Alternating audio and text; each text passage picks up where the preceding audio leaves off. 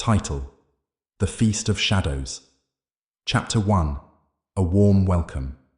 Emily had been away from home for so long that the house felt like a memory she couldn't quite hold on to. It stood there in front of her, as it always had, with its tall windows staring out onto the dim street, the ivy curling around its old bricks like the fingers of something long forgotten.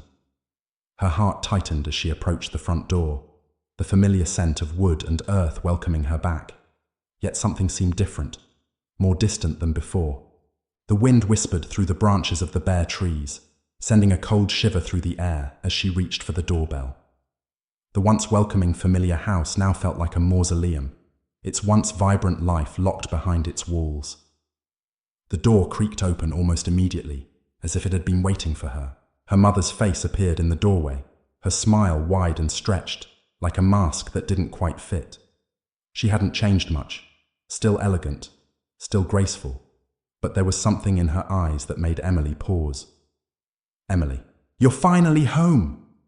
Her mother's voice was too cheerful, a pitch higher than it used to be, like a song played just a little too long.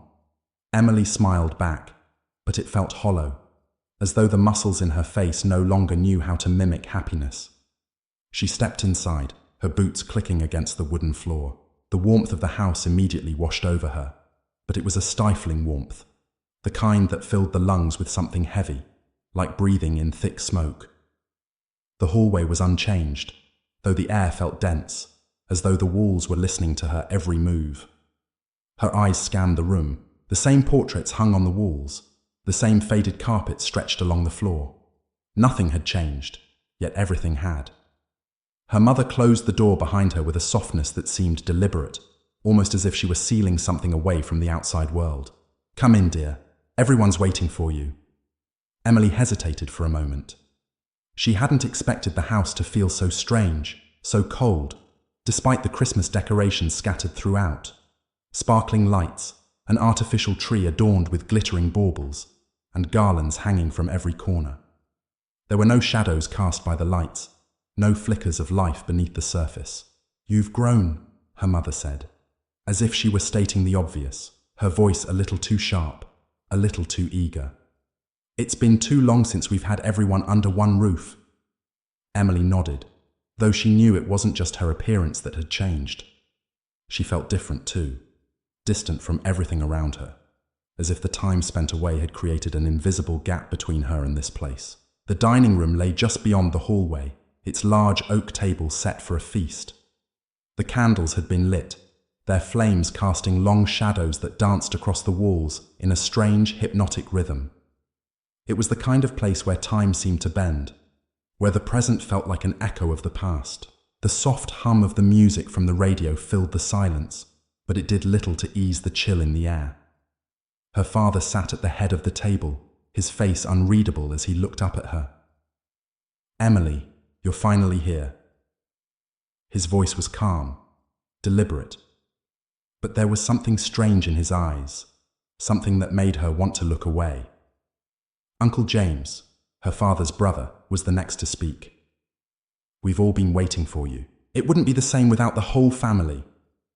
The rest of her relatives were seated around the table, but the scene felt almost too perfect, too still, too rehearsed. The smiles they gave her were warm, yet distant, as if they were trying to convince themselves that everything was normal.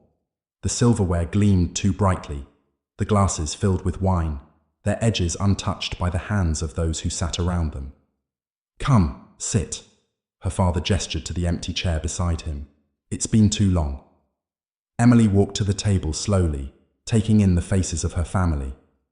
Her cousin Lily, sitting across from her, met her gaze with wide, unblinking eyes. There was a strange intensity in the girl's stare, a vacantness that didn't seem to match her age. She was barely 15, but she looked much older, her smile too fixed, too knowing for someone so young. The food before them was enough to make Emily's stomach growl in anticipation. A golden turkey, its skin perfectly crisped, a bowl of mashed potatoes, rich and buttery, and a platter of roasted vegetables that seemed to glisten in the candlelight. Yet something about it all felt off. The turkey, in particular, seemed almost too perfect. It wasn't just the appearance. It was the smell. The rich, savory aroma of roasted meat hung in the air, thick and heavy, yet it seemed to choke the senses, curling down into her lungs like smoke, lingering there, suffocating. "Dig in," her father urged, and his voice was so calm, so familiar, yet something about it sent a jolt of unease through her. "The feast is waiting." As she reached for the carving knife, she noticed her mother's gaze lingering on her, too intent, too expectant.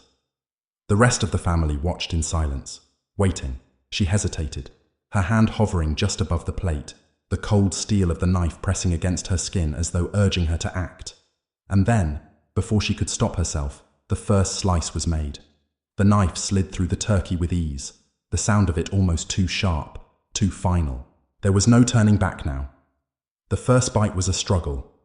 It felt unnatural, as though she was chewing on something that didn't belong in her mouth. The meat was tender, perfectly cooked, but there was a strange metallic taste beneath the flavor, a taste that couldn't be explained by seasoning or preparation. Lily giggled suddenly, breaking the silence that had descended. It was a soft, unnerving sound. "Grandfather Thomas would have loved this," she said, her voice sweet and light, though the words made Emily's blood run cold. "Grandfather Thomas," Emily repeated, her fork suspended mid-air.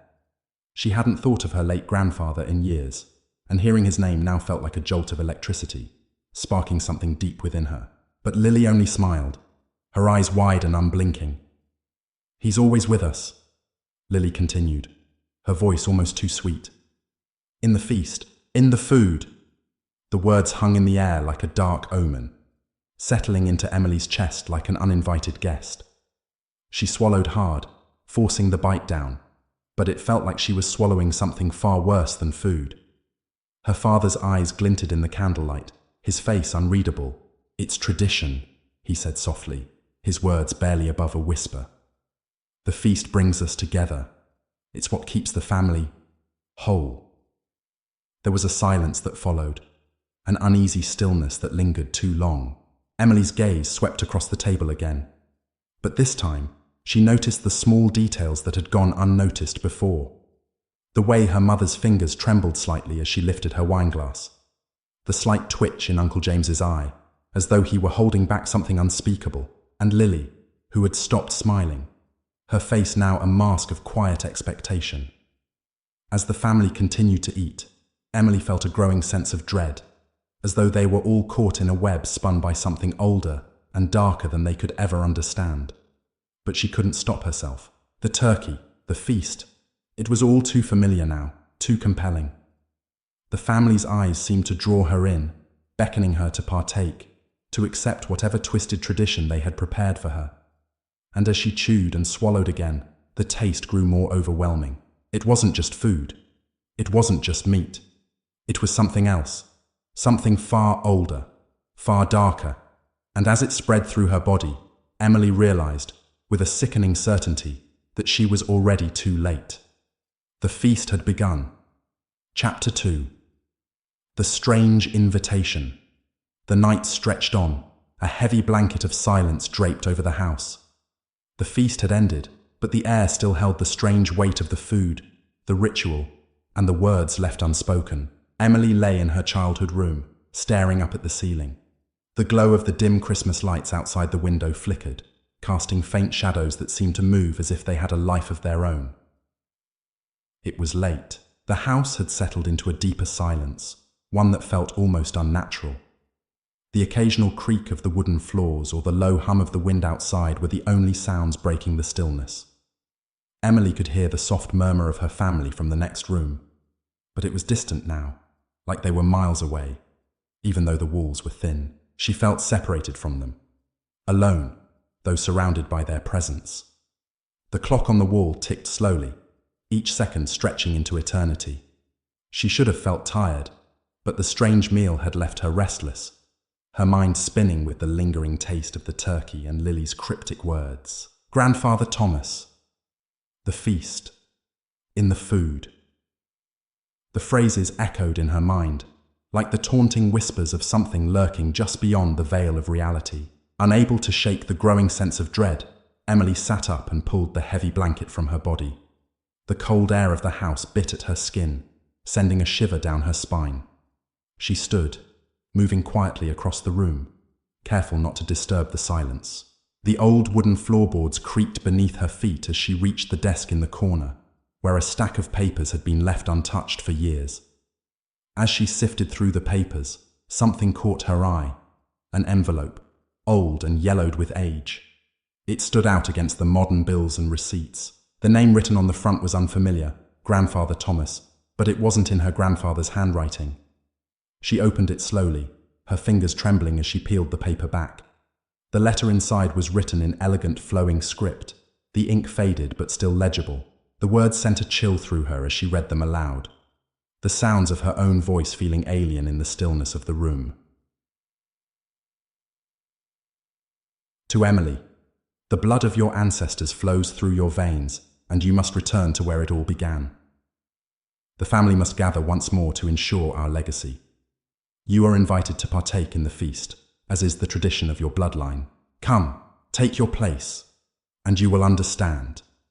The time has come. Emily's breath caught in her throat. Her hand shook as she lowered the letter. She didn't understand. The blood of your ancestors. The words were strange yet hauntingly familiar. She had never received anything like this before. And why would her grandfather, if it was indeed from him, write to her like this?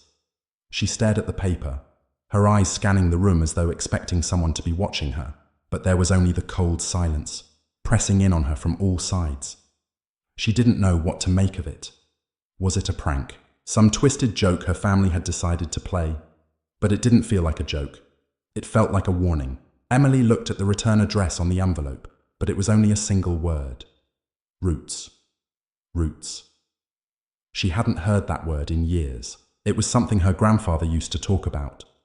The old man had always been obsessed with family history, speaking of their roots like they were something sacred, something that defined them.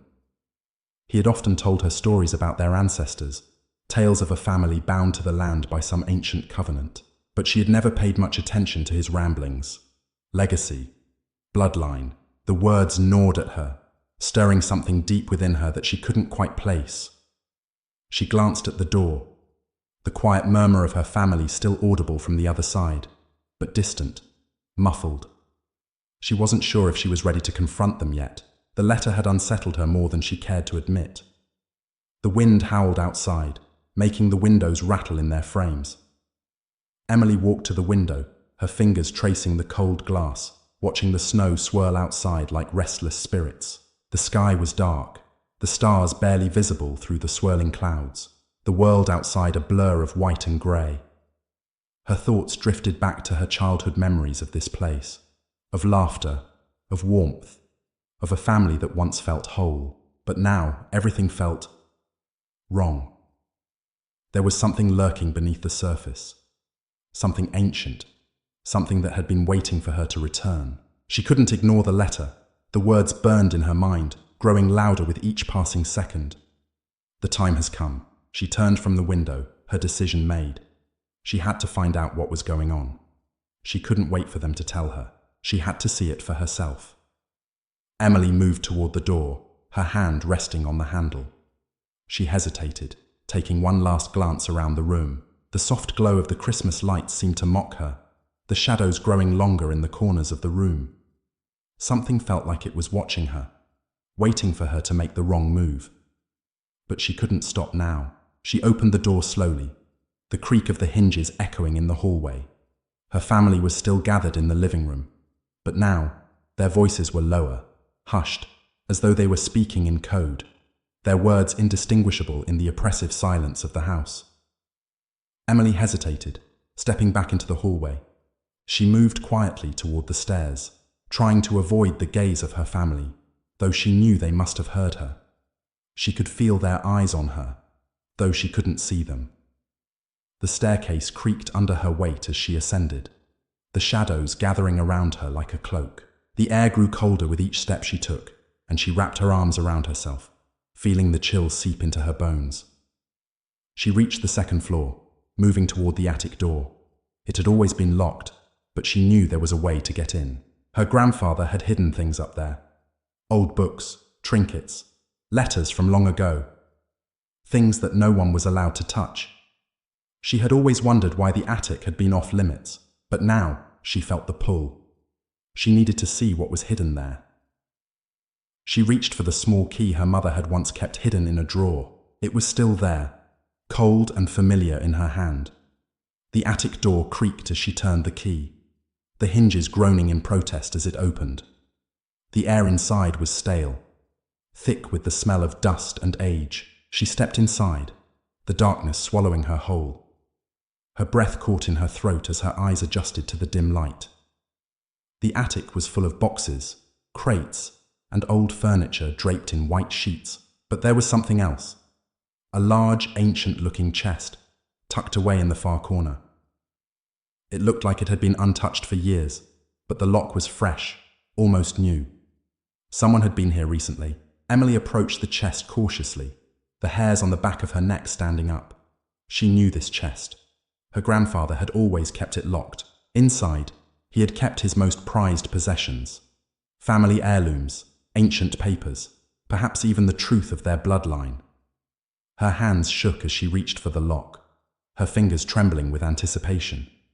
She didn't know what she was looking for, but she had to open it. She had to know the truth. With a soft click, the chest opened. Inside, it was filled with old journals, yellowed papers, and photographs. She sifted through the contents, each item more disturbing than the last. There were letters from her great-grandparents, dark tales of rituals, of ancient feasts, of sacrifices made to preserve the family's legacy. Her heart pounded in her chest as she read the words, each one sinking deeper into her soul. The bloodline, the curse, the feast. Chapter 3. The Uninvited Guest. Emily sat frozen in the attic, the final letter from her grandfather still trembling in her hands. The words echoed in her mind, their meanings sinking deeper with every heartbeat. The feast must continue. You are the one. You are the last. The air around her felt thick, almost suffocating, as though the very walls of the house were closing in. The letter slipped from her fingers and fluttered to the floor, but she didn't reach to pick it up. Her mind raced. The truth was unraveling before her, revealing horrors she couldn't have imagined. Her grandfather, the man she had once admired and trusted, had been hiding something far darker than she could have ever suspected. The feast, the bloodline, the curse. It was all too much. But she couldn't stop herself. She had to know. Her head spun as she stood, her body trembling from the cold and the dread creeping into her bones. She glanced around the attic, feeling its oppressive silence press against her chest. The forgotten trinkets and ancient books, covered in dust and age, seemed to watch her with silent judgment. It was as if the very air in the room had become alive, breathing, watching, waiting. Without another thought, Emily moved quickly toward the attic door, her pulse quickening. She couldn't stay in this room, not with those terrible revelations hanging in the air. She had to find her family, to confront them, to understand what was happening. But as her hand reached for the doorknob, a sudden chill swept through the house, colder than any winter night. The hallway outside the attic was empty. The soft murmur of voices from downstairs was still there, faint but present. But as she moved toward the stairs, a strange stillness overtook the house. No creak of the floorboards, no rustling of paper or shifting of furniture. Everything had gone eerily quiet. She paused at the top of the staircase, her heart pounding in her ears. She couldn't explain it, but the silence felt wrong, unnatural. It wasn't the usual quiet of a family gathering late into the night. It was the kind of silence that weighed heavy on the soul, the kind that whispered of something unseen, something far darker. Suddenly, a sound broke the stillness. A soft knock echoed from the front door, a slow, deliberate sound that sent a chill through Emily's spine. She hadn't heard anyone approach the house. Her parents, her sister, none of them had mentioned expecting visitors.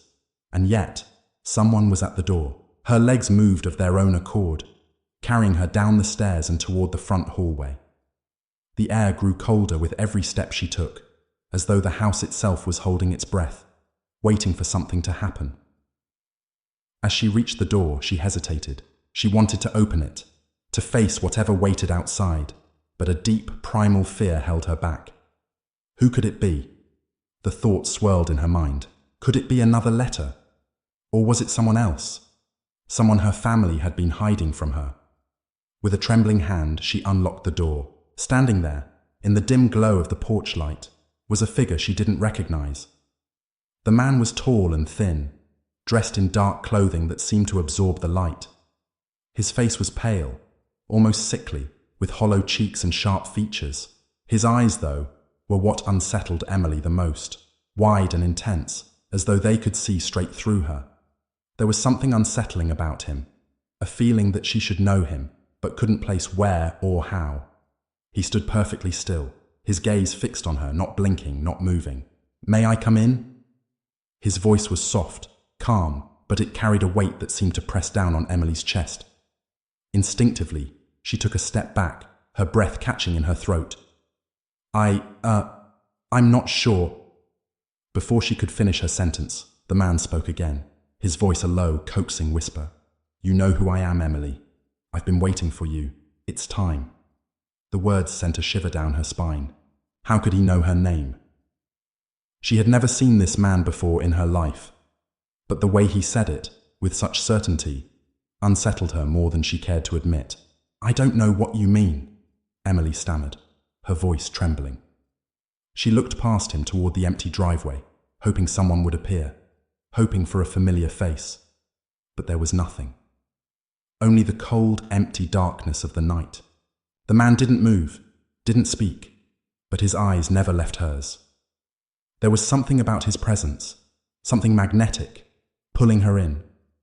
A strange, unexplainable desire to let him in, to listen to him, to follow him. "Don't be afraid," he said gently, as if reading her thoughts. "You were chosen, Emily, the bloodline, the feast. Your family has waited for this moment for generations. You have only one choice." Emily swallowed hard, her mind reeling. The words, so cold and unfeeling, pressed on her like a vice. She had known there was something wrong with her family, something she couldn't understand, but now it felt as if everything was closing in on her. There was no escaping it. The invitation, the letter, the curse. She couldn't ignore it anymore. "Why me?" Emily whispered, her voice barely audible, as if the question itself was too much to bear. The man tilted his head slightly, his lips curling into an almost imperceptible smile. "Because you are the last of the bloodline, Emily. The others have come and gone, but you are the key. The feast must continue, and you are the one who will fulfill the legacy." The words sent a wave of nausea through her, but she couldn't look away from him. His eyes, endless and dark, seemed to draw her in deeper, as though there was no escape from what he was saying. "Come," he said, his voice no longer soft but commanding. "Your family is waiting." She wanted to scream, to slam the door in his face and run, but her body refused to obey. It felt as if the house itself was pushing her forward, pulling her toward this man and whatever dark fate he promised. "Please," she whispered, her voice breaking. "What do you want from me?" The man's expression remained cold, unreadable. "You already know," he replied. "You have known all along." Emily's head swam. The world around her felt unreal, as if she were standing on the edge of some abyss, teetering between the living and the dead. But she couldn't escape. The letter, her grandfather's words, the feast. She stepped back, her breath shallow, her eyes locked with the stranger's. I don't want this." He didn't respond, but his smile grew wider, more sinister. "It is not a matter of what you want, Emily. It is what you are." The man's words wrapped around her like chains, and she knew deep down that there was no turning back now. She was trapped in the web of her family's dark legacy, and whatever it was that had been waiting for her was about to be unleashed. The door closed behind her as she stepped back into the dark, cold night. And as Emily stepped into the unknown, she couldn't help but wonder just how much of the nightmare was already inside her. Chapter 4.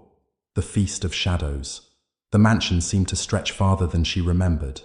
Every corner felt deeper, darker, as though the house itself were expanding in response to Emily's fear. The air was thick with the stench of old wood and dust, mingling with something far more foul that she couldn't place, a rancid sweetness that choked her lungs, forcing her to breathe through her mouth. She stumbled forward, her eyes darting to the shadows that clung to the walls like living things. The stranger had been gone, but his words remained. "Your family is waiting." It was a command wrapped in the hollow promise of destiny. How could she not follow? What else was there for her now? The door had closed behind her with an unnatural finality, locking her inside with the house, with the darkness. There was no turning back. She knew it deep down, though her heart screamed in protest. She was already too far into this nightmare, and the thought of turning around was nothing more than a hollow fantasy. The dining room was ahead, the double doors looming like sentinels guarding the gateway to her fate. The moment she stepped through the threshold, she knew everything had changed. The room was massive, far too large for a family of only 4, and yet there it was, an enormous table, set with an array of silver and crystal, gleaming under the dim chandelier lights. At first glance, it looked like any other holiday feast.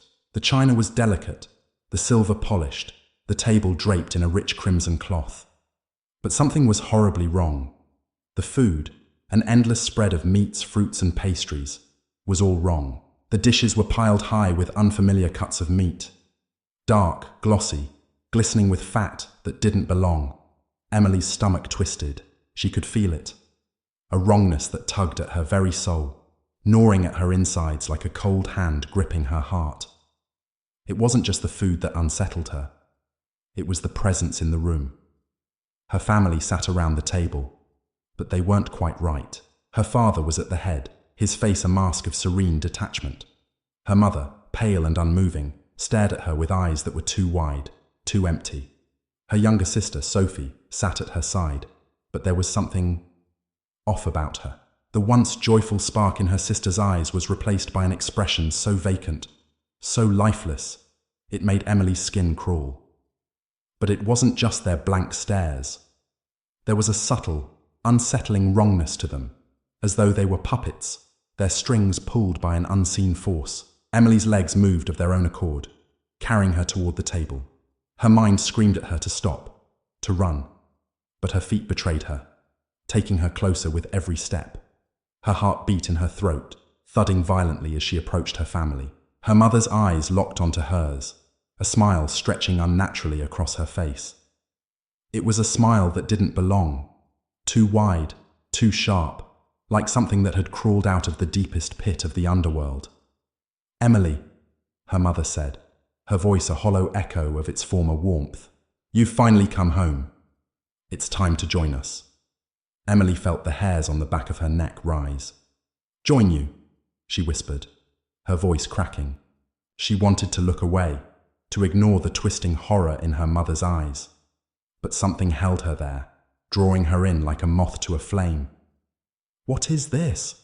Her father's voice cut through the thick silence. "It is the family tradition, my dear," he said, his tone distant, almost robotic. "The feast must continue. We've waited for this moment. For you." The words sliced through the air, each syllable heavier than the last, as though they were shackling her to the very room. She wanted to scream, to break free, but her body felt sluggish, as though it were filled with lead. She tried to move her feet, to run, but no matter how much she willed herself to escape, she couldn't. A low chuckle echoed through the room. Emily turned toward the sound, her breath catching in her throat as she saw the stranger again. He stood just beyond the dining table, a tall, thin silhouette that seemed to distort the shadows around him. His pale face was the last thing she wanted to see, yet his eyes, dark and knowing, pulled her in. "You've been chosen, Emily," he whispered, his voice like the rustling of dry leaves. "The feast has waited for you. You are the last one." The air thickened, and Emily's pulse quickened. She could feel it now, the weight of the curse that had been placed upon her, the strange, impossible history of her family, bound to this ancient ritual. Her grandfather's letter, "You are the one, you are the last," came crashing into her mind. Her hand trembled as it reached for the chair, and she sat, her gaze still fixed on the man. "What do you want from me?" she managed to choke out, her voice a breathless whisper. The man smiled, and it wasn't a kind smile. It was a twisted thing that stretched across his face, widening until it seemed to swallow the room whole. "It's not about what I want, Emily. It's about what you must do." She couldn't tear her eyes away from him, even as her sister's vacant stare locked onto hers, unblinking. Sophie's lips parted slightly, as if to speak, but no sound came. Instead, Emily saw it. A flicker of recognition in her sister's eyes, a silent plea for help. The stranger moved closer, his feet making no sound on the cold marble floor. He reached out, his long fingers brushing the air just above Emily's trembling hands. "Your blood is the final ingredient," he murmured. "Without it, the feast cannot end. Without you, it will never be complete." The words were a venomous whisper, crawling under her skin.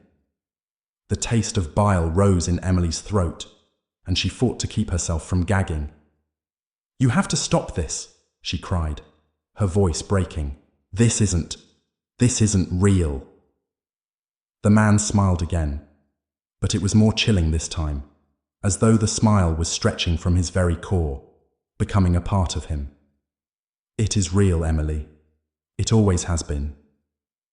Before she could respond, her father stood and raised his glass, the ruby-red wine sparkling in the dim light. "To the final bloodline," he said, his voice booming with unnatural resonance. "To Emily." The rest of the family rose in unison, raising their glasses.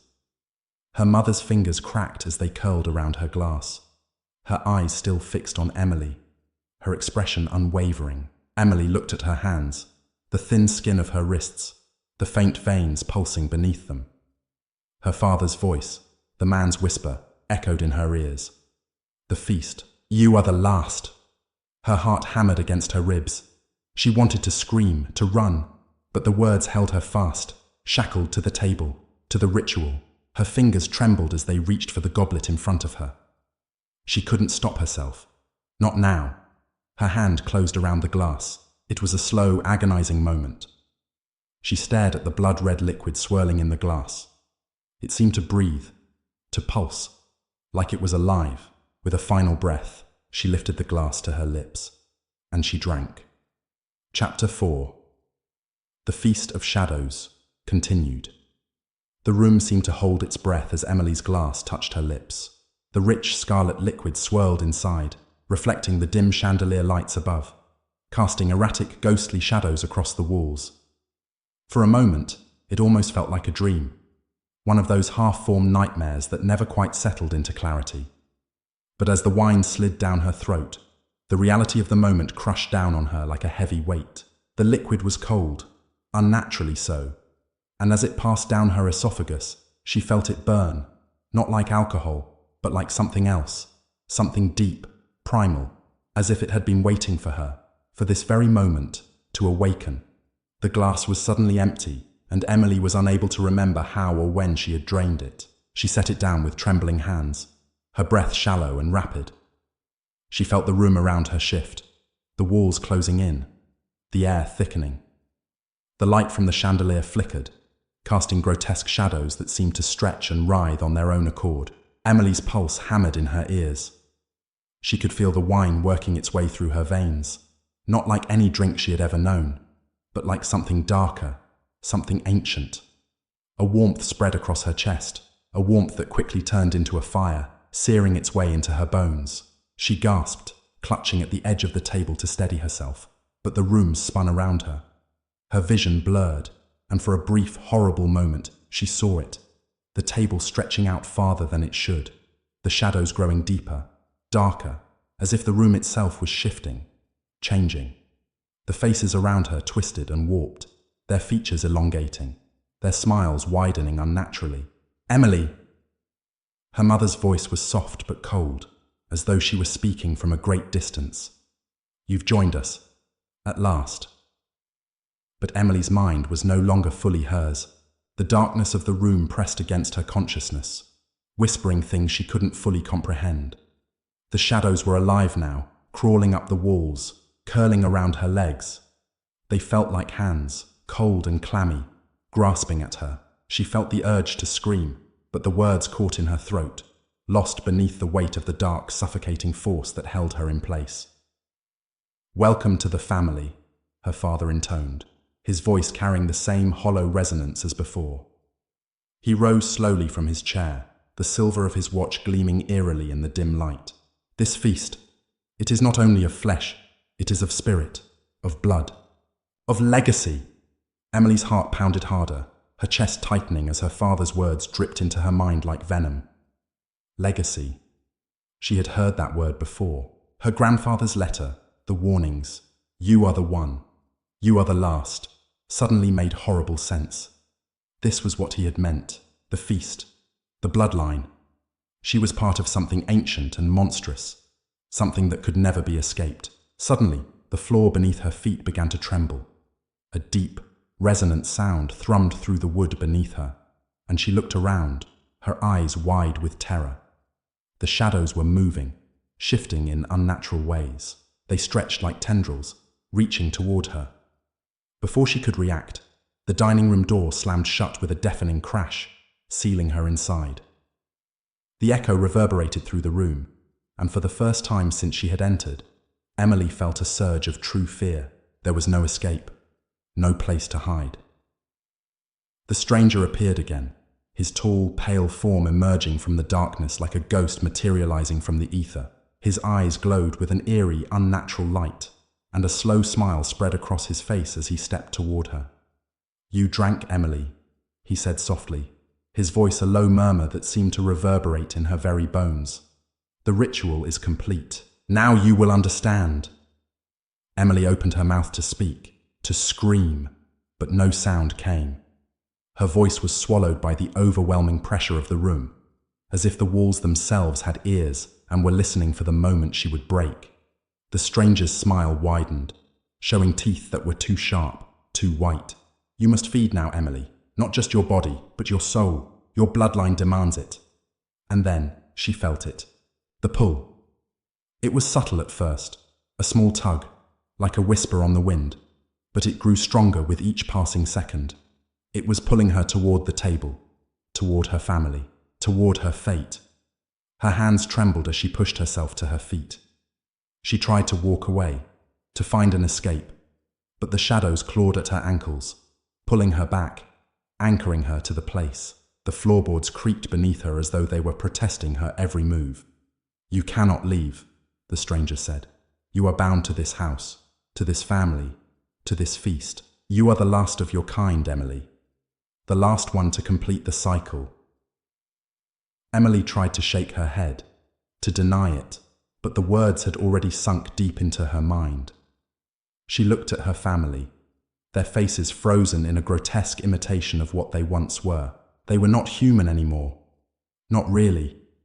They were something else, something that had existed for centuries, something that fed on this very darkness.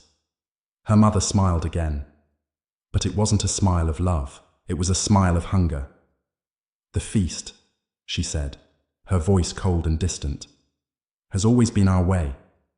The cycle must continue. You are the final piece, Emily. Without you, the feast would never end." Emily's heart raced.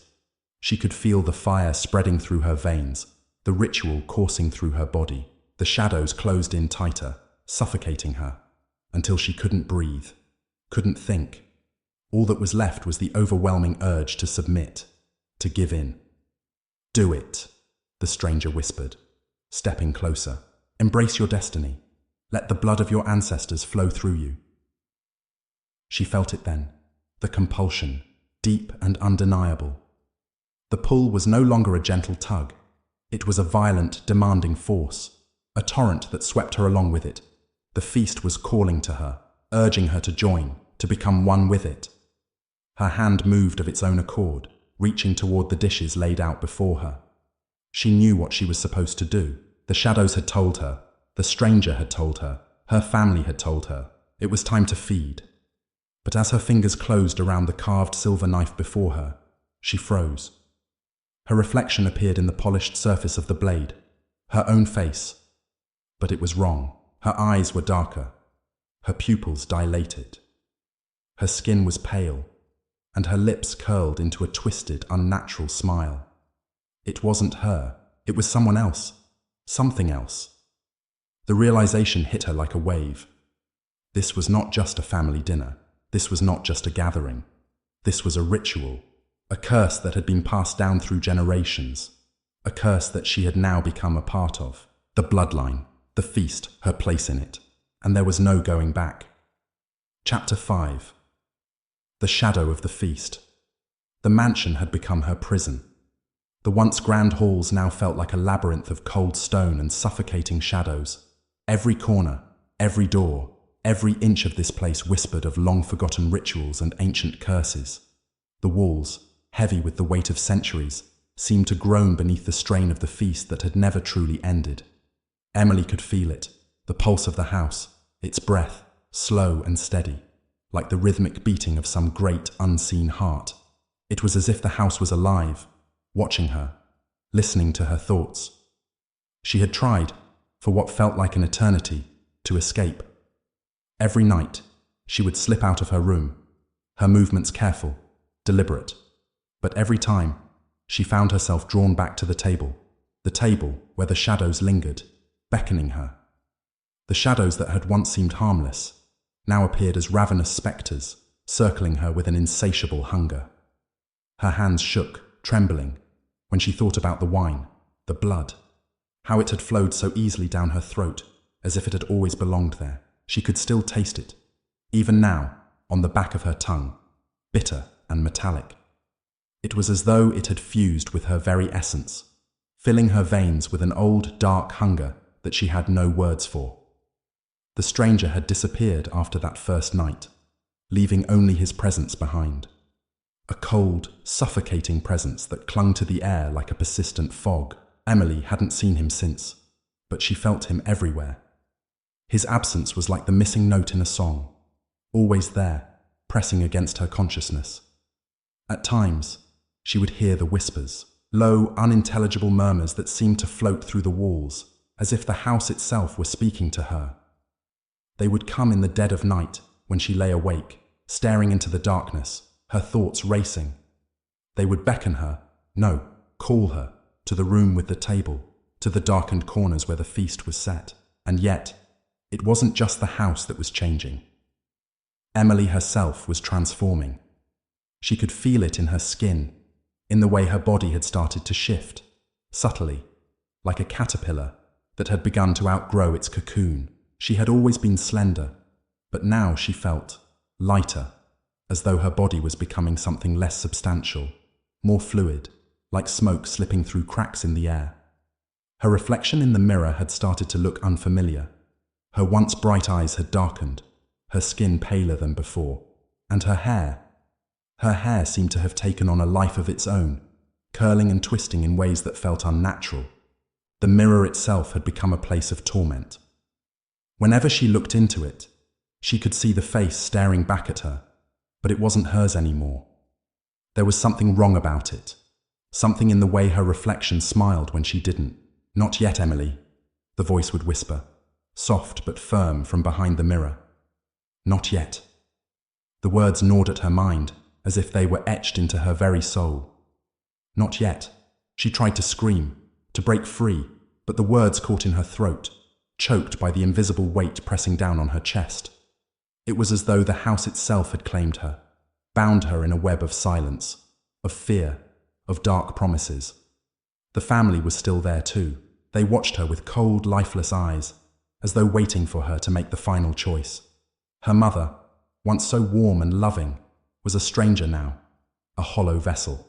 Her father, his once proud demeanor now twisted by something ancient, something sinister, no longer looked at her with affection, but with impatience, as if they too were waiting for the inevitable.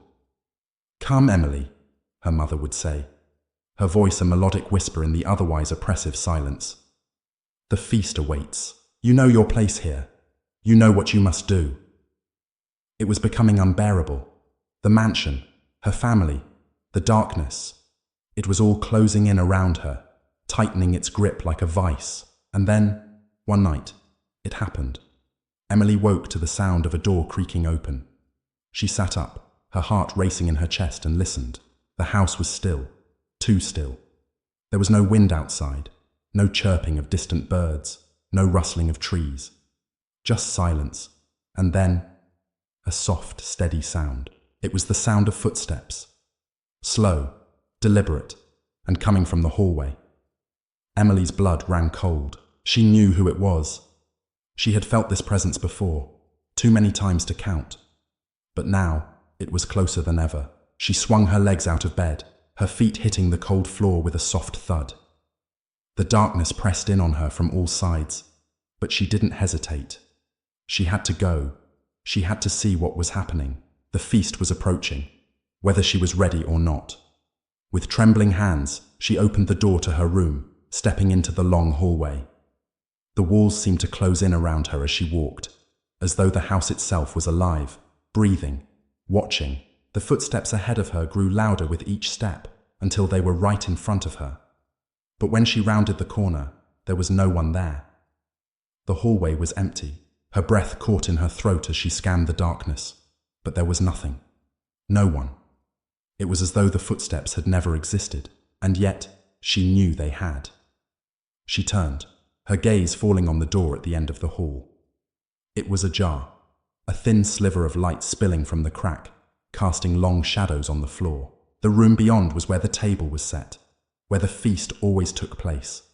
With each step toward it, Emily's heart beat louder in her chest, drowning out all other sounds. She could feel the pull again, the compulsion to enter, to partake. The house was calling her, demanding that she take her place at the table, just as her ancestors had done before her. She reached the door and hesitated, her hand resting on the cold brass handle. There was a moment of silence, a moment of indecision, before her fingers closed around it. The door swung open with a groan, revealing the familiar sight of the dining room, only it was different this time. The shadows were thicker, more oppressive, swirling in the corners like living things.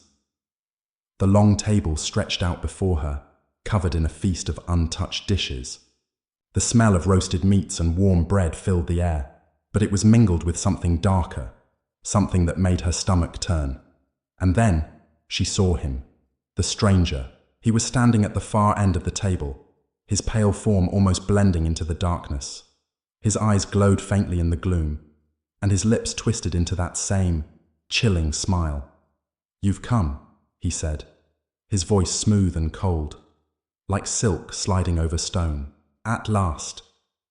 Emily's blood ran cold. What do you want from me?" The stranger stepped forward, his movements deliberate, graceful. "You are not the first to be called here, Emily," he said softly. "But you are the last, the final heir, the one who will carry on the legacy." She took a step back, her mind reeling, her breath shallow. No, I won't do it, I can't." His smile never faltered. "You already have, Emily. You already have." With that, he reached into the darkness, and the table came alive. The shadows danced, the dishes began to shift, and Emily felt a cold, unrelenting pressure surround her. The feast had begun, and she was no longer just a guest. She was a part of it. Chapter 5. The Shadow of the Feast. Expanded. The mansion had become a labyrinth of cold, suffocating corridors and oppressive silence. Emily's world had shrunk to the spaces between rooms, the long, echoing hallways, the oppressive walls, and the solitary confines of her chambers. It was as if the house had claimed her, its pulse beating in sync with her own, drawing her deeper into its dark, insatiable heart. She had tried to leave. Oh, how she had tried. There were nights when she would slip from her bed, her feet making no sound on the cold stone floor, her heart pounding in her chest, urging her to find a way out. Yet each time, the doors would lead her back here, to this same damned place. The long, festooned dining table, the flickering candles, the shadows crawling up the walls like living things, waiting for her, waiting for the feast. Emily could never remember how long it had been since she first entered the mansion. Days bled into weeks, and weeks into months. Time lost all meaning here. The house didn't follow the rules of time. It was a place out of reach, where reality itself twisted and bent to an ancient will. She had seen the clocks on the walls, their hands spinning in chaotic circles, faster, slower, and sometimes in reverse. Time itself seemed to mock her attempts at escape. But what disturbed her most was the way her body had changed. It was subtle at first. An itch under her skin, a strange yearning in her bones. But now, as the days stretched on, she could feel it more clearly. Her hands had grown paler, thinner. Her skin was becoming translucent, almost fragile, as though the very essence of life was being drawn from her. But it wasn't just her appearance. There was something darker, something far more sinister inside of her, something hungry. Her thoughts had become clouded, sluggish, filled with hunger, a gnawing emptiness that only the table could satisfy. The stranger had appeared again, the same one who had first welcomed her into the mansion. His pale face, his black eyes gleaming like obsidian, had watched her with amusement, with something darker, more knowing. She hadn't seen him in days, but his presence was never far from her mind. His words echoed in the quiet moments, in the silence between breaths. "Not yet, Emily, not yet." It was as if he were constantly watching, waiting for the moment when she would give in fully. There were nights when she would lie awake, staring at the ceiling, her mind teetering on the edge of madness. The whispers would start then, soft, indecipherable murmurs floating in the corners of her room. The voices were neither male nor female, but something in between, ancient and eternal, like the wind brushing against forgotten tombstones. "You are the last," the voices would say, "the one who will carry the legacy." At first, Emily tried to fight the voices. She tried to ignore them, to hold on to her humanity. But now she felt herself succumbing. The mansion had a way of wearing you down, slowly, relentlessly. She had come to realize that it wasn't just the house that was holding her here. It was something deeper, something older. The family's curse, their hunger, their unyielding need for another sacrifice to continue the twisted cycle. She had no choice but to play the part, or so it seemed. The mansion was alive with anticipation, its very walls humming with an electric energy that made her skin crawl. Every corner felt sharp, as if the house itself were waiting for something, some dark event that would break the thin veil between her world and whatever lay beyond. Her body moved mechanically now, as if someone else was controlling her actions. She'd taken her place at the table more times than she could count, staring into the empty, accusing eyes of her ancestors, her family. Silent, empty husks who had long lost any semblance of their former selves. The table, the feast, it was the heart of it all. It was where the ritual took place. Every time she approached it, she felt the overwhelming pull. It was like an invisible hand, urging her forward, to partake in what had been set before her. But she was no fool. She knew better now. The table was not just a meal. It was the end. The Last Supper. The culmination of all that had come before, and the beginning of all that would follow. Tonight, something felt different, though. The air felt thicker, more suffocating, as though it had been soaked in a deep, inescapable darkness. It was as though the very essence of the house was pressing in on her, urging her forward. She woke to the sound of a door creaking open. At first, she thought it was a dream, one of those strange, half-formed thoughts that slipped into her mind when she was in that liminal space between sleep and wakefulness. But when she opened her eyes, she knew it wasn't. The silence of the mansion had been broken. The footsteps, so soft, so quiet, they almost blended with the sound of the wind rattling the windows. Emily sat up, her heart hammering in her chest. "The table," the voice whispered from somewhere deep inside her. It wasn't just the mansion anymore. It was her own body, her own mind calling her. "It's time, it's time." She fought the urge to go. She had fought it before, but now it was different. She could feel the hunger growing within her veins burning with an intensity that made her dizzy. Her hands trembled as she reached for the doorknob. She couldn't stay here. She couldn't let herself fall any deeper. But when she stepped into the hall, it was as though the house itself was guiding her. The walls closed in around her like a claustrophobic embrace. She could feel the shadows gathering at the edges of her vision, thick, insistent, waiting. She tried to turn back, but it was already too late. She was being pulled forward by something far stronger than her will. Her steps were slow, tentative, as if she were walking through a fog. The air grew colder, and the sound of her breathing seemed louder in the empty hallway. There, at the end of the hall, was the door. It was ajar, a sliver of golden light spilling through the crack, illuminating the dust particles that floated in the air like ghosts. Her breath caught in her throat. The room was waiting. The table was set. The feast was about to begin. She approached, her legs moving of their own accord. As her hand reached out to push open the door, the familiar, haunting voice stopped her. "You're here, Emily," the stranger's voice echoed in her mind. It was calm, soft, but it vibrated through her bones, sending chills down her spine. "At last, the last air has come. The feast is waiting for you." With a trembling hand, Emily pushed the door open, stepping into the room. The table was set, just as it always had been. The food was piled high. Roasted meats, breads, fruit, and the golden chalice filled with wine. But this time, the air was different. The shadows in the corners of the room seemed to writhe and pulse, as if alive. The walls seemed to move closer, their oppressive weight pushing in on her. And there, standing at the far end of the table, was the stranger. He was waiting, his dark eyes gleaming in the low light. A smile curled at the corners of his lips, cold and knowing. "Welcome home," he said. "It is time for the feast.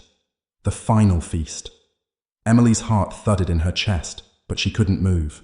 She could feel the hunger, the emptiness deep within her, growing unbearable. She tried to fight it, but it was too much. It was like an addiction, a compulsion she couldn't resist. The stranger stepped forward, his movements fluid, graceful.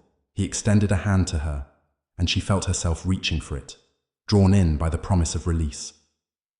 "Come," he said softly. "It is your time now." And as Emily took his hand, she felt herself fall into the darkness, her body, her soul, consumed by the hunger that had always been inside her. Chapter 6. The Feast of Shadows. The room was dark. So dark that the very air felt heavy, suffocating.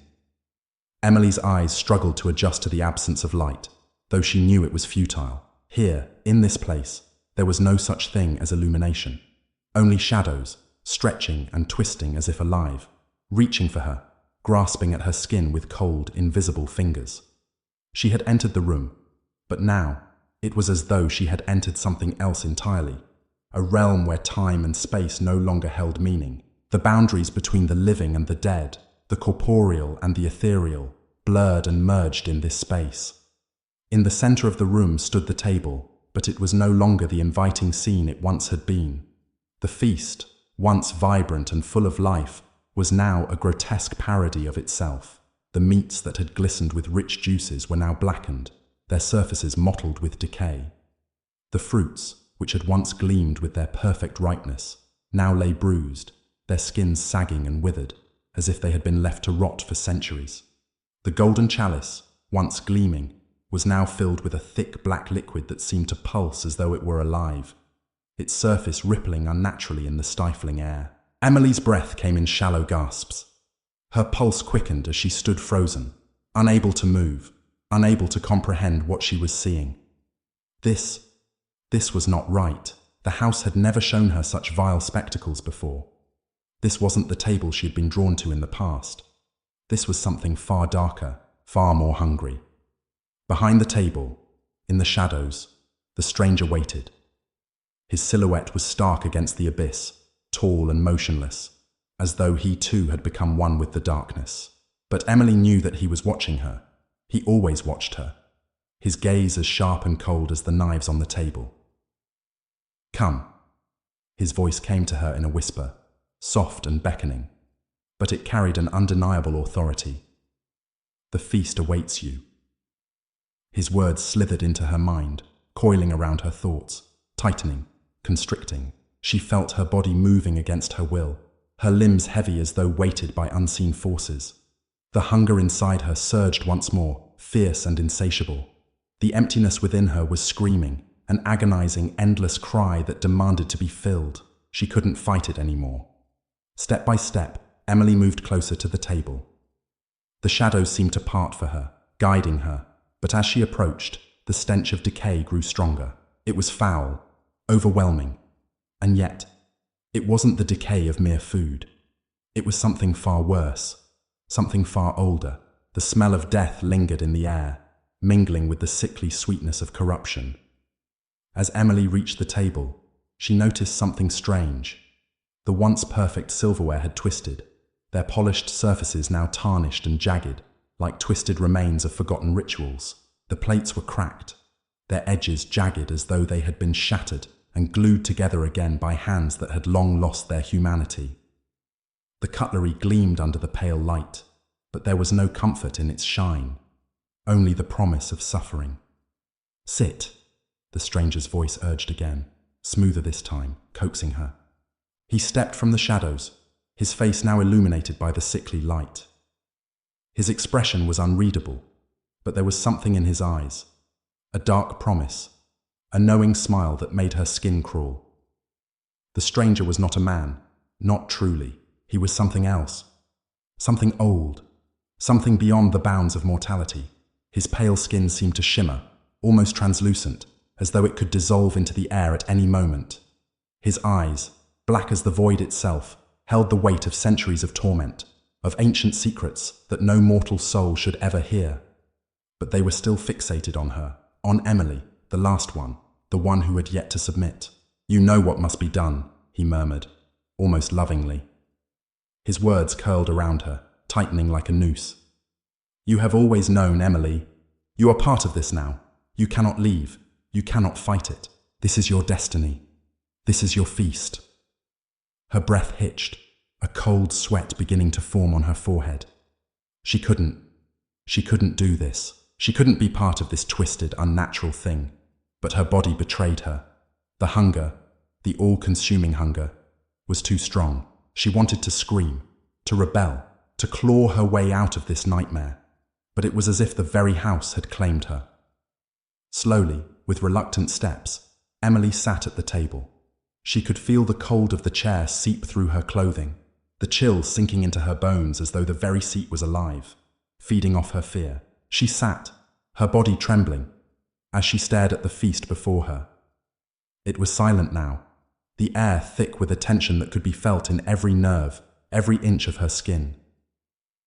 The stranger moved to her side, his presence like a shadow, pressing in on her from every angle. She could feel his cold breath against her cheek, his nearness suffocating, as though he was no longer merely a man, but a part of the house itself, woven into the fabric of its decayed walls and long-forgotten curses.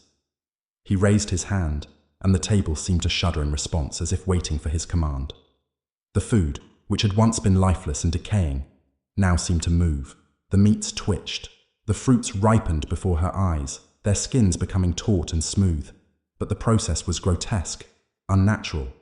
The air thickened with the scent of the food, heavy and overwhelming. And then the moment arrived.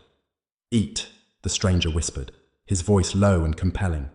It was no longer a request, it was a command. The hunger that had been gnawing at Emily's insides flared up, her throat closing as the smell of the food filled her senses. Her hands trembled as they reached for the plate, instinct overpowering her mind. Her fingers brushed the meat, warm, soft, glistening with juices, and as she brought it closer, she could see the faint shimmer of something inside the flesh. It wasn't food anymore. It was wrong, but the hunger, the gnawing emptiness inside her. She couldn't stop. Her lips parted and she took the first bite. The taste exploded in her mouth, thick and cloying. It was not just food. It was memory. It was history. It was suffering. Each bite, each chew, was a wave of ancient torment crashing over her, drowning her in sensations she couldn't comprehend. The table, the room, everything around her blurred. All she could focus on was the gnawing emptiness being filled momentarily with the horror of the feast. But with every bite, she knew it wasn't over. It would never be over. She would always hunger, always return. The feast would never stop. The house would never release her. The stranger would always be there, watching, waiting. And so, Emily ate, and with each bite, she lost herself a little more. Chapter 7. The Boundless Feast.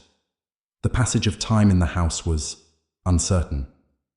Emily couldn't tell if it had been minutes or hours, or perhaps even days, since she had first taken her place at the table.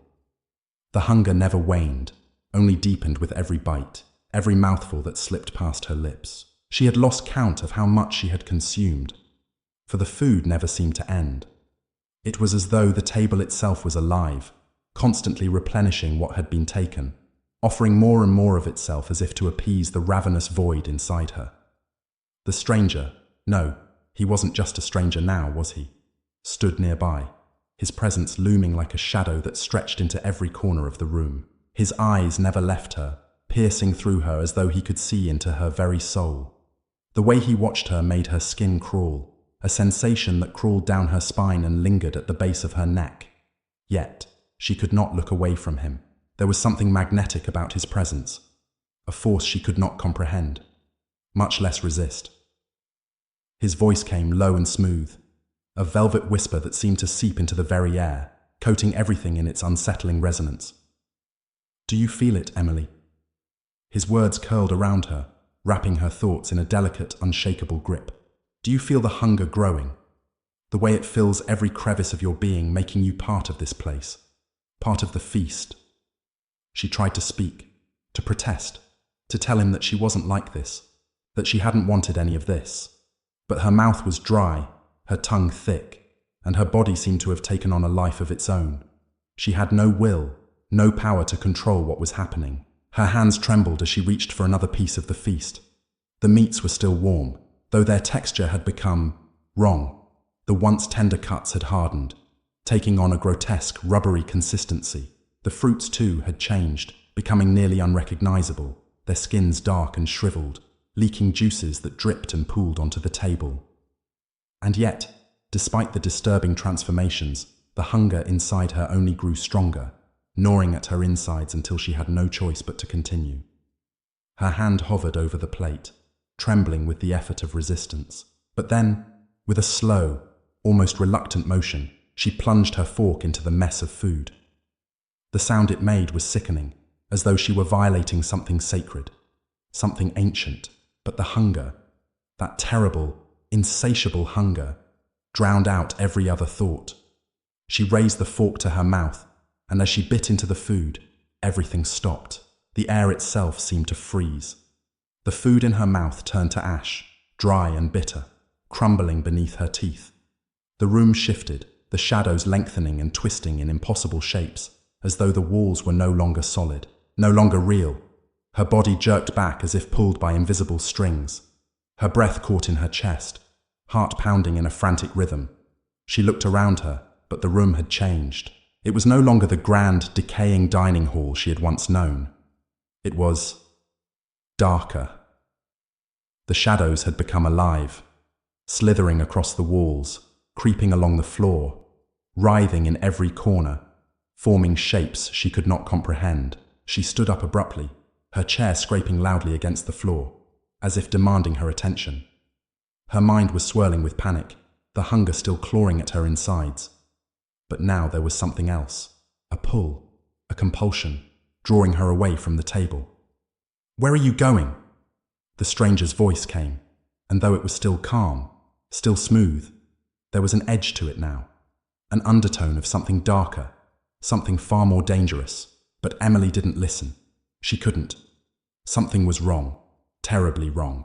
Her legs moved without her consent, carrying her across the room toward a narrow door at the far end. The shadows seemed to part for her, beckoning her forward, urging her to step beyond the threshold. She did.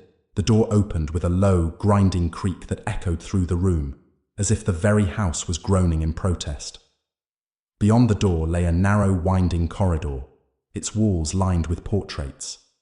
Portraits of faces, strange, contorted faces, that seemed to follow her every movement.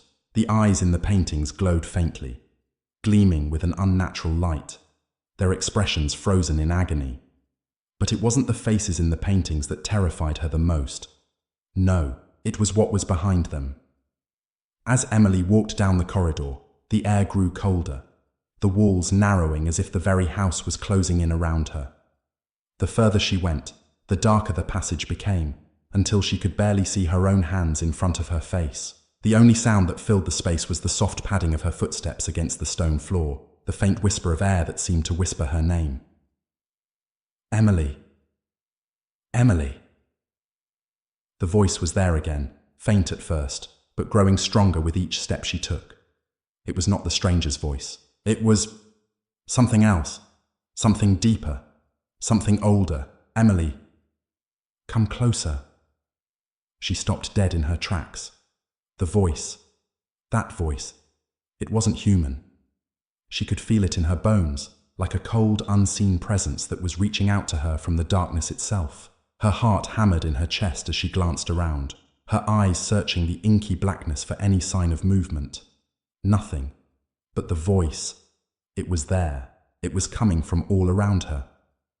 Emily. Do you see? She turned toward the far end of the hallway. There, at the very end, a faint, dim light flickered from behind another door. The flickering light was like a beacon in the darkness, pulling her forward, urging her to step into whatever lay beyond it. Compelled, she walked toward the light. With every step, the walls around her seemed to shrink further, the ceiling pressing lower until she could barely breathe. The door at the end of the hallway loomed before her, its surface warped and cracked, as though it had been subjected to 1,000 years of torment. With a trembling hand, she reached out for the handle, and then, without warning, the door burst open. Inside the room was a sight Emily would never forget. It was a dining hall, but it was not like the one she had seen before. This one was different. This one was vast, endless even. The table stretched out before her, its length obscured by the darkness that enveloped it, and around the table were faces. Dozens of them. Hundreds of them, figures seated at the table, their eyes vacant, their bodies hunched forward in silence. They were eating. But there was no food, no feast. Instead, they were eating something far darker, far more grotesque. They were feeding on each other. The air was thick with the stench of blood and rot, and Emily's stomach turned violently at the sight. But she couldn't look away. The faces, so many faces staring at her now, had no eyes.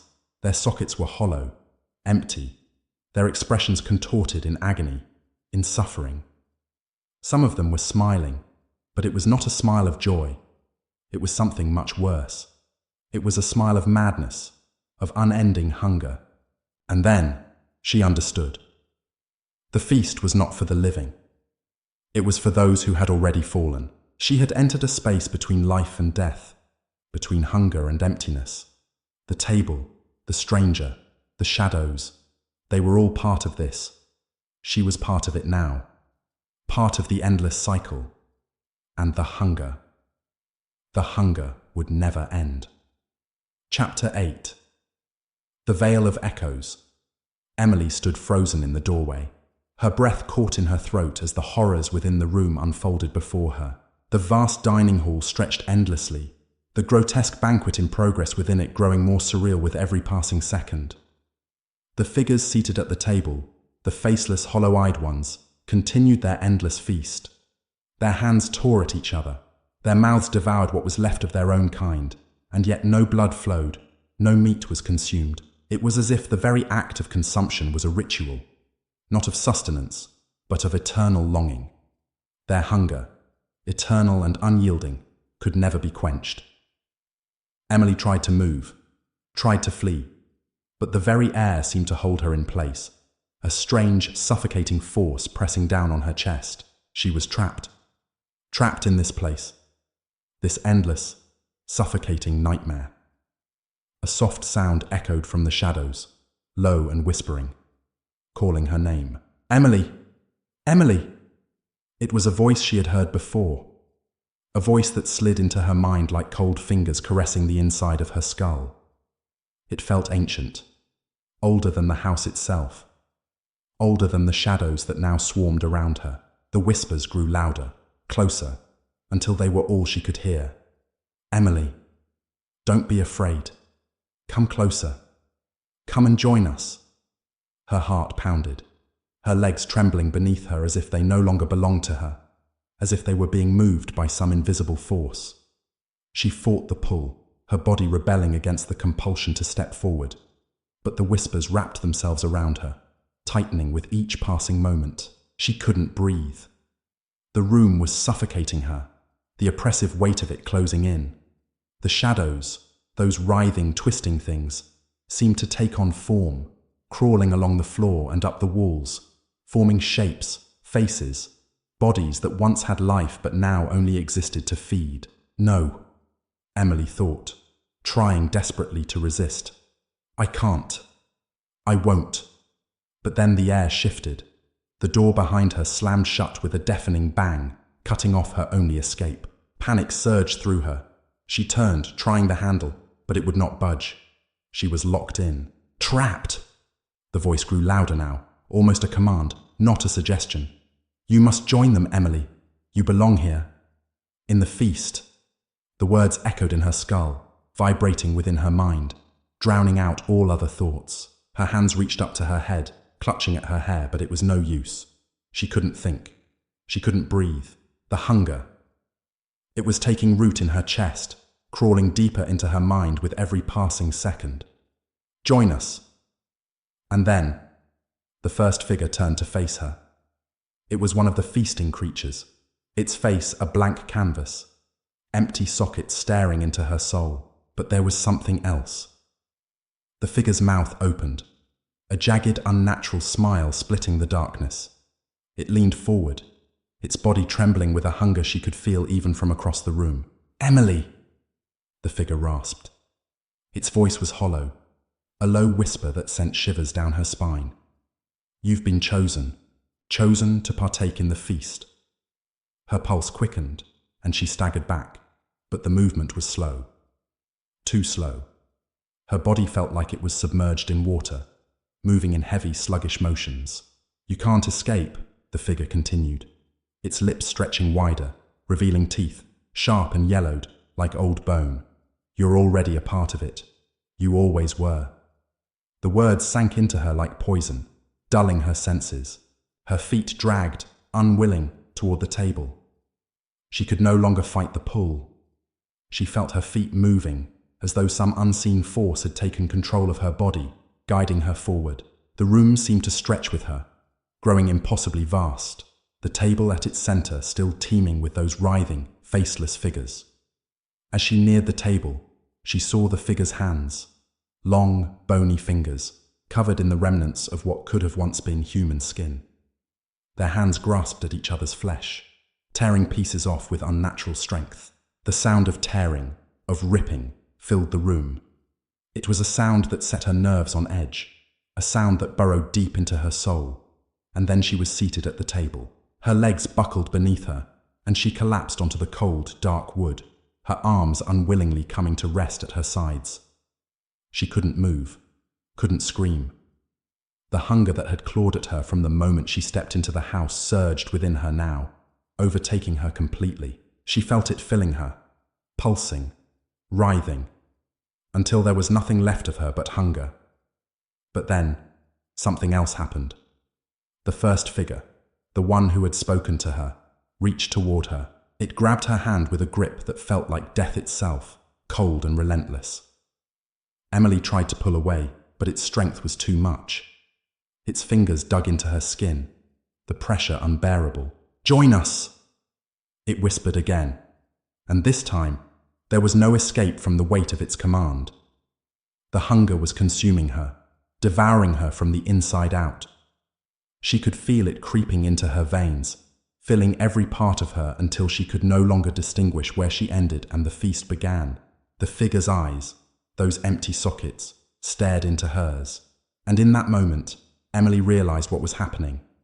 It wasn't the house that was feeding on her. It was her. She was the feast. She was the one they were waiting for. The air grew thick, heavier now, as though the room itself was closing in, its walls pressing against her. The figures leaned in closer, their faces contorted with a strange, terrible ecstasy. They were devouring her, not physically, but something deeper, something more sinister, and she understood. The house, the feast, the endless cycle. It wasn't just a place. It was a trap set by something far older than the house itself. A place where souls were bound by the hunger, by the call to feast on one another, to feed until there was nothing left but darkness. And Emily, she had become one of them, one of the hollow figures, destined to feast and feed, forever and ever, until nothing remained but endless, gnawing emptiness. Chapter 8. The Veil of Echoes expanded. The chill in the room thickened, settling around Emily like a blanket of suffocating fog. The dining hall stretched before her in unnatural dimensions, its massive walls impossibly high, as if the very architecture of the place had been designed to swallow her whole. And now, as she stood motionless in the center of it all, there was nowhere to hide, nowhere to run. Her breath came in shallow gasps, the air heavy with the stench of rot. It was the smell of something long dead, the suffocating scent of decay and forgotten time. It clung to the velvet curtains draping the walls, to the table laden with the remnants of countless feasts. It was a smell that clung to her skin now, embedding itself beneath her nails, in the fabric of her clothes, so that she could no longer tell where she ended and the house began. The banquet continued before her, its grotesque spectacle unfolding with an unsettling calmness, as if the world outside of this room had ceased to exist. There were no sounds of life, no rustle of the trees, no soft hum of the wind. Only the sharp, wet tearing of flesh and the soft slurping of those damned souls as they consumed the remnants of each other. The figures around the table, a grotesque assembly of hollow-eyed beings, remained fixated on their task. Their movements were slow, deliberate, as if feeding had become a ritualistic, mechanical act. And though their faces were blank slates, devoid of recognition, Emily could feel their eyes upon her. She could feel the weight of their gaze, the unspoken understanding that she was not an outsider anymore. She was part of the feast, part of them. A distant, rhythmic whisper echoed through the chamber. It was not a voice in the traditional sense, but a sound that seemed to vibrate through the air itself, reverberating in her bones, in her mind, tugging at the very fabric of her being. Emily. Her name, so softly spoken, yet so distinct, cut through the chaos like a blade.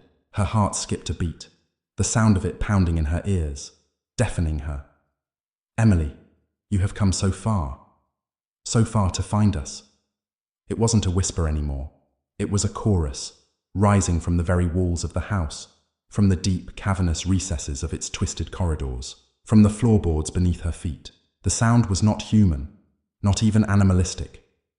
It was a voice of the house itself, a voice woven from time, from agony, from the endless echoes of countless souls. The figure closest to her, its body thin and frail, like an emaciated skeleton draped in withered skin, turned its head toward her. The movement was jerky, unnatural, but its gaze, its hollow, empty gaze, held an impossible weight. It was as though it could see directly into her soul, peeling back her thoughts layer by layer, exposing her to whatever dark force had claimed this house.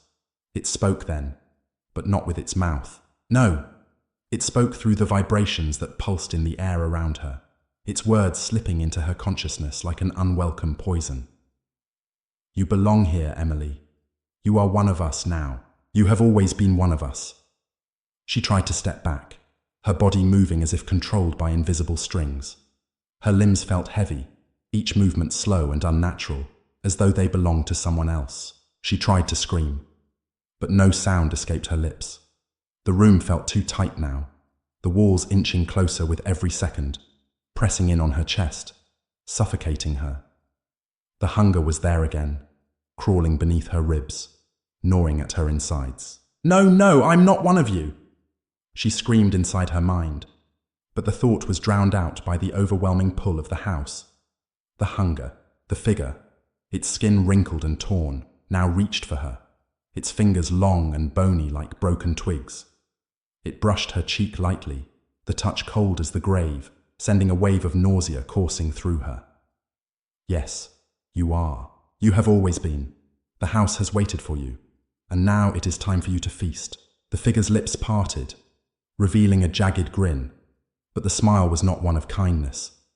It was the smile of something ancient and predatory, something that had long since shed any pretense of humanity. Emily's stomach turned as she felt the weight of its gaze deepen, like the abyss pulling her deeper into its grasp. The others at the table shifted, their heads tilting toward her, like vultures sensing the first sign of weakness in their prey. Their faces, or what should have been faces, remained blank, smooth as porcelain masks, but their eyes were wide, black as the void, and she could feel their hunger, the same gnawing emptiness that now burned inside her own chest. With trembling hands, she reached out, though she knew not why. Her fingers brushed the edge of the table, and in that instant, the room seemed to shift. The floor beneath her quivered, the walls distorted, as though the very fabric of space itself was warping around her. Then, from the dark recesses of the room, a new sound emerged. A distant, low rumble, like thunder rolling beneath the earth, vibrating through the air. It was not natural. It was not of this world. The whispering grew louder, now coming from all sides, swirling in the air like a tempest of sound. You are here now. You are here to join us. Join the feast. She closed her eyes, trying to block it out, but the words burrowed deeper, entering her mind, infecting her thoughts. And then she saw it, the truth of the house, of the feast, of the endless hunger. This place, this house, was not merely a prison, it was a nexus, a place where the boundary between life and death was thin, where time and space bled into one another, a place where the hungry souls of the past lingered, cursed to feed on each other for eternity, and Emily was now one of them. She opened her eyes, and in that moment, the air around her seemed to shimmer. The darkness in the room deepened, and she felt her body being pulled, not physically, but mentally, emotionally, into the heart of the house. The walls no longer seemed solid. They were fluid, flowing like water, bending and shifting as the hunger grew. The figures at the table were no longer faceless, no longer empty. She could see them now. She could see who they had been. Their faces were once human, but twisted beyond recognition, stretched and contorted by the passage of time, by the endless hunger that had claimed them. Some were children, others old, others in their prime. But all of them shared one thing, the same hollow, empty eyes. This is your fate. The house seemed to whisper in unison. This is where you belong. Her body was no longer her own. She felt her hands stretch out, fingers long and cold, reaching for the food before her. It wasn't food, not really. It was a kind of substance, a dark, writhing mass that seemed to pulse and move as though alive. It crawled along the table, a thick, viscous liquid that dripped from the edge, pooling around her. Her fingers hovered over it, trembling, and the world around her seemed to freeze. The figure beside her smiled, its lips curling upward, revealing rows of sharp, yellowed teeth. Take it, it urged softly. It is yours. You were always meant to partake. Without thinking, Emily's hand moved, her fingers sinking into the substance.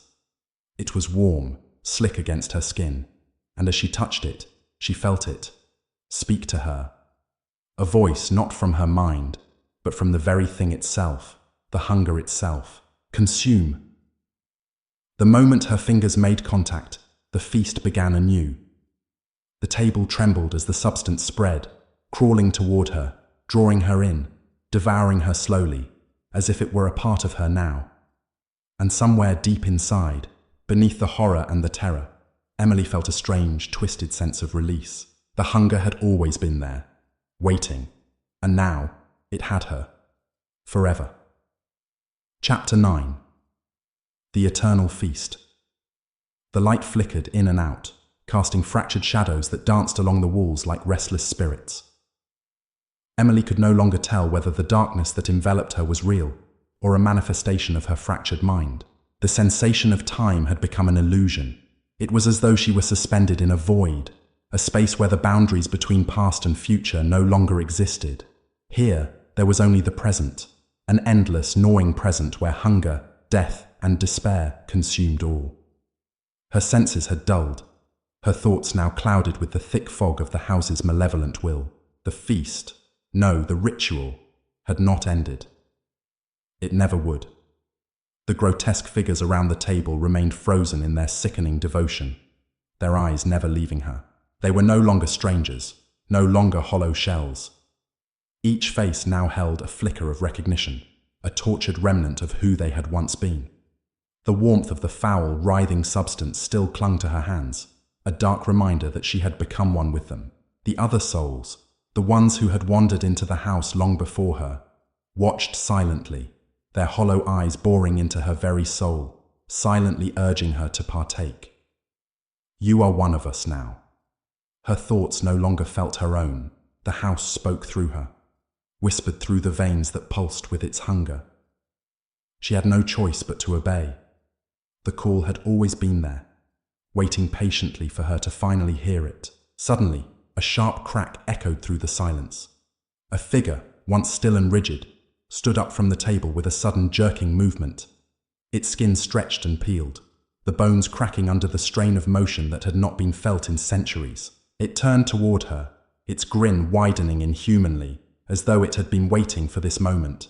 "You've finally awakened," the figure rasped, its voice a low, gurgling sound that seemed to originate from the very bowels of the earth. The words were not meant for her ears alone. No, they were a call to the others, to all of them. In an instant, the room seemed to collapse inward, the ceiling lowering, the walls narrowing. The banquet table stretched infinitely, each side growing longer and longer, the darkness at the far end deepening. The figures at the table, who had once sat motionless, now twitched, their skeletal hands trembling as though they were awakening from a centuries-long slumber.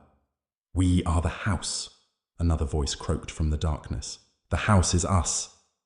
The words formed a chant, repeating in the air, intertwining with Emily's thoughts, binding her further to the ritual.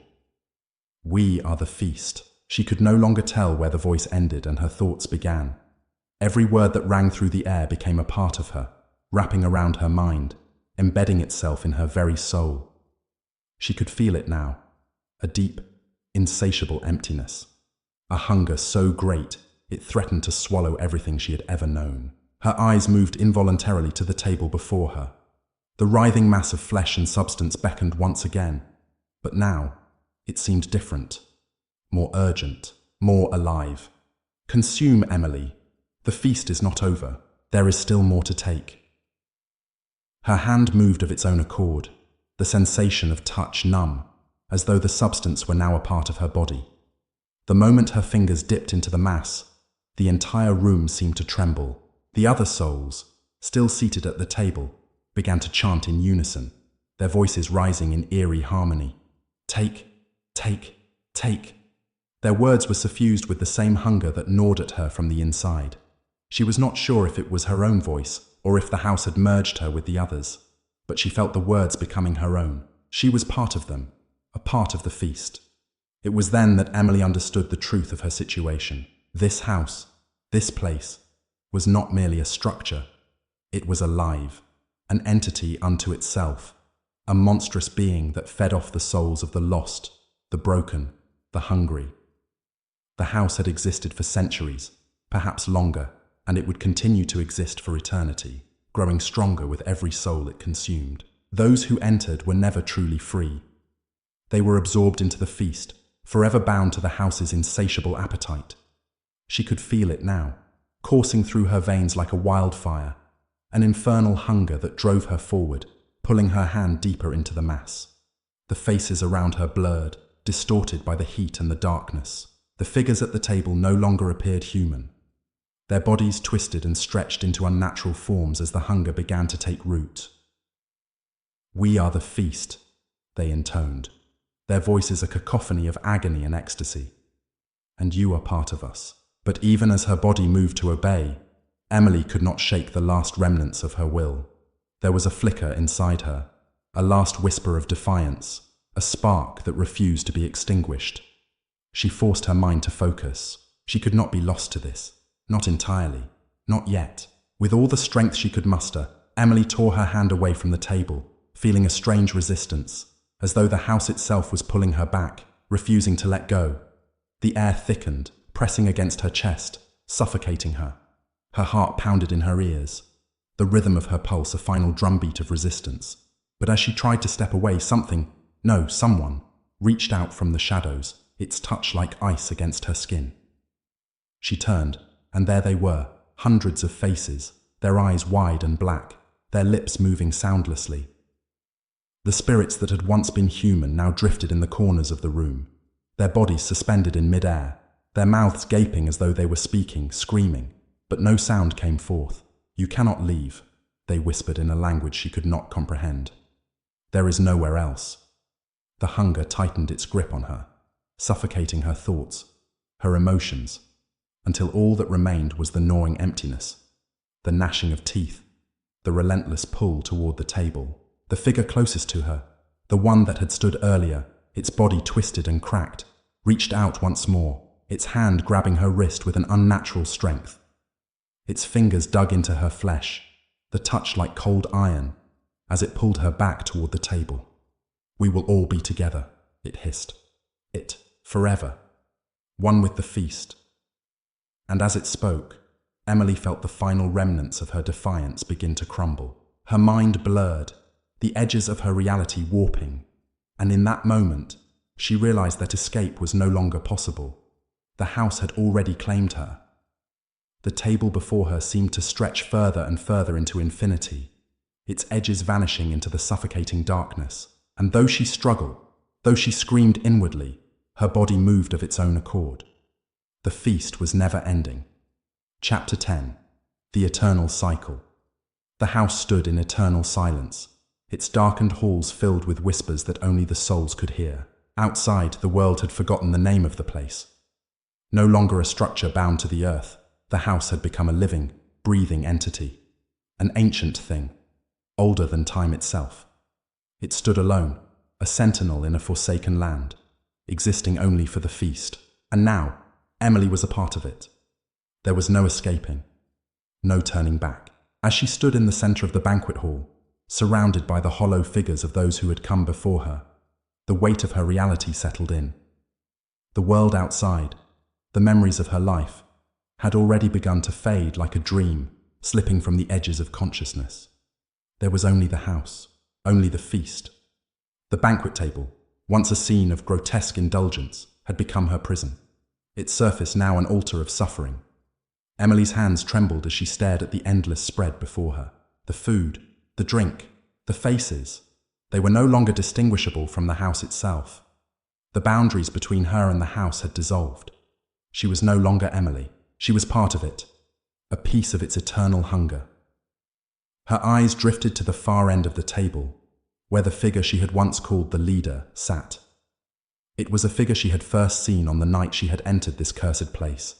Its monstrous grin stretched wide, its form more shadow than substance. But now, it looked at her differently, its eyes glowing with a hunger that had no end, no mercy. "You understand now, don't you?" the leader spoke, its voice resonating through her very soul, causing the air around her to thicken with dread. "You are one of us. You are part of the feast." Emily's mouth went dry. The words echoed in her mind, reverberating with an inevitability she could not escape. She had thought that somehow she could fight it, that there was still a chance to escape, to reclaim her life. But the truth was now clear, as sharp and cold as the very walls that had enclosed her. This was her life now, her eternity. What do you want from me?" she whispered, the words leaving her lips with a quiet desperation. Her voice felt alien, as though it no longer belonged to her. The leader's grin widened, impossibly so, the expression twisted in a way that was both grotesque and serene. "Want?" it echoed, the word reverberating in her mind. "No, child, we do not want anything. We are all that is. We are the beginning and the end. We are the feast." As the leader spoke, the others around the table began to stir, They had been silent for so long, their forms frozen in a state of reverence or horror. But now they began to move, slowly at first, their limbs creaking and cracking as though they were mere puppets, their every motion drenched in the thick, consuming darkness that filled the room. Their eyes turned toward Emily, those black, soulless orbs that had once been human, now filled with a hunger that made the air around her crackle with tension. Emily felt a sudden, suffocating pressure in her chest. It was as if something was pressing down on her, forcing her into the very ground itself. The walls seemed to close in, and the air grew thick and suffocating. The hunger, it was no longer just an external force. It was inside her, gnawing at her thoughts, her very soul. The figures at the table began to chant. Their voices blended together, a low, guttural sound that seemed to reach into the depths of Emily's being. She could feel the rhythm of their words taking control of her, pulling her into their spell.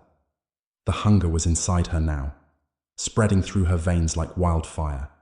Take it. The voice was not the leader's. It was one of the other figures, a woman with hollowed eyes, her skin pale and stretched thin over her bones. Her mouth opened wide, her voice slipping into Emily's consciousness like a cold wind. You must take it. It is what you were always meant to do. You must become one with us. Become one with the feast. The words cut into her, each syllable a weight that threatened to crush her. But still, a flicker of defiance burned within her. She fought against the pull, trying to push the darkness away, but the house was relentless. It wrapped its tendrils around her, pulling her toward the table, toward the source of its eternal hunger. You cannot fight it, the leader whispered, its voice now a soft, soothing murmur in her ear. You never could. You were always meant to be here. The table before her seemed to stretch, expanding into infinity, the faces of the other souls shifting and flickering as though they were not quite real. They were not real. They were fragments of the house itself, pieces of the never-ending feast that had consumed them. And now, Emily was one of them. Take it, consume it, become one with us. The words were louder now, a constant pulsing hum that echoed through her body, through her mind. The hunger was no longer something outside of her. It was a part of her, gnawing at her, twisting her insides. Her body moved against her will, her hands reaching toward the feast before her, the food twisting and writhing, as though it had a life of its own. Her fingers hovered above the grotesque spread, trembling as she felt the urge to take, to partake, to consume. She was torn.